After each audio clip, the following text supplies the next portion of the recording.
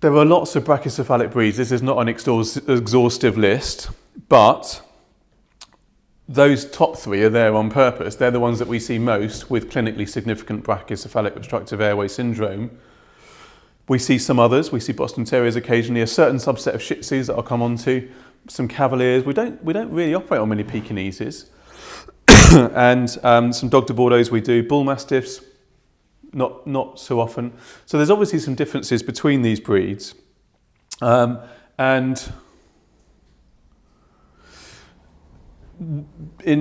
selectively breeding these individuals to become brachycephalic and have that high forehead, eyes quite prominently forward, lower jaw shortened and rotated, we've been sort of selecting for a slightly human infant sort of head shape, really. There are some differences between the breed, differences in frontal sinuses and how each bone is rotated and foreshortened. And that has also had effects on the way the nasal turbinates develop, and we'll talk about that in more detail later on.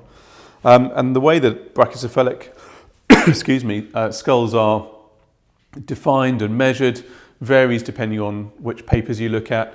There's a few different sort of angles and ratios that authors will look at.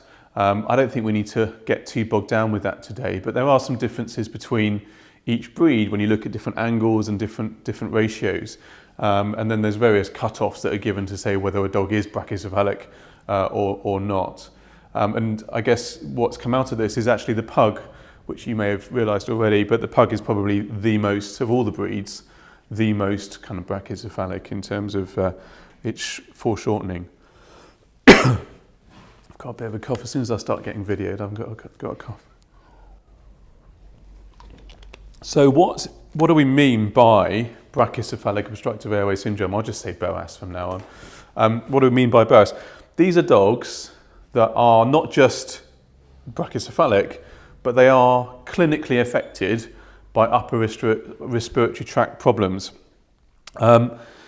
They have a reduced ability to exercise, reduced ability to cope with heat, and they probably, if they are clinically affected, will have a shorter life expectancy. And their quality of life is affected as well. So these are clinically affected individuals that we need to try and select out from all the dogs that come and see us that are just brachycephalic.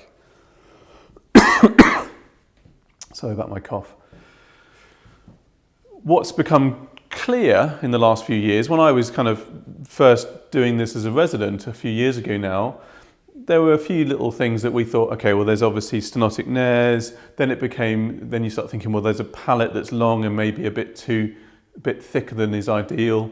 And there may be some laryngeal problems and some hyperplastic tracheas.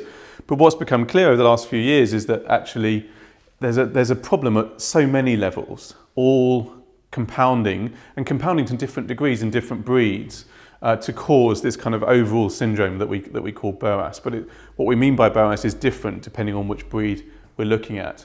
And it is a multi-level obstruction. And classically, we say, well, the primary conditions, so these are the conditions that are part of that particular individual's conformation, are there anyway, and everything else maybe can happen as a secondary feature. And what we talk about with as a primary condition might be the degree of nasal obstruction from nasal or stenotic nares, overlong palate, redundant pharyngeal folds, that kind of thick neck that these dogs are often bred to have.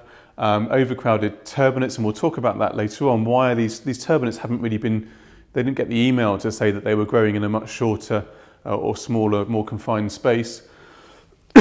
And they can actually have some that grow into different directions to where they should have been. And how clinically relevant is that?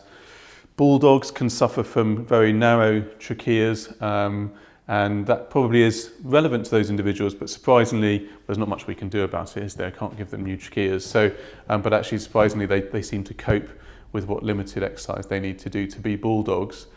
And some of these guys, I'm sure you've seen it, some of these guys have tongues that, again, they weren't given the memo that they were in short-nosed dogs, and they open their mouth and this tongue just kind of comes out and is touching their elbows somewhere.